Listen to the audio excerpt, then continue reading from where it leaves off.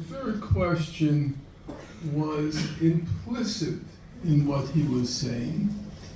He always began by saying that Israel had the right to self-defense, but after a certain point he would qualify and say, but their reaction was disproportionate. And that poses the question of whether or not it was accurate to describe what happened after October 7 as a disproportionate reaction to what Hamas did in the course of a war. And it's those 3 points that I'm going to look at in my remarks.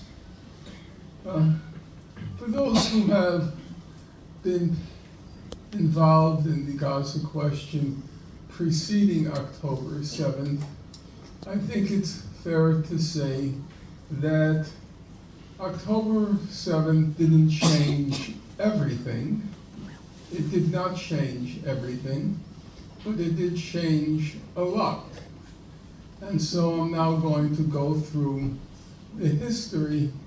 If you ever study history, the first question you're always told that you have to look at is the question of continuity and change.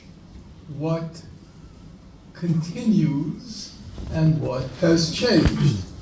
And that's how a historian looks at history. I remember when I was studying the Russian Revolution, the first question was, what changed after October 26, November 7, 1917, and what had remained basically the same?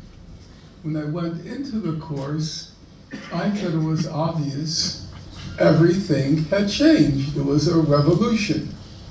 And it was only slowly that it sunk in on me.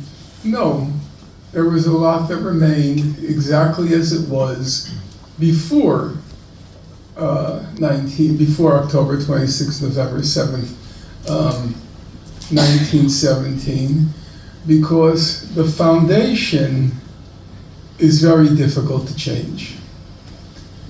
What you might call the superstructure, the surface, that can change.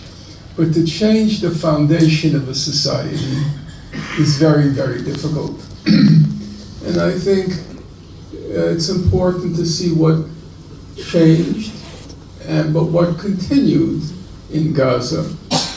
So, Gaza has now been reduced to rubble. It's been obliterated.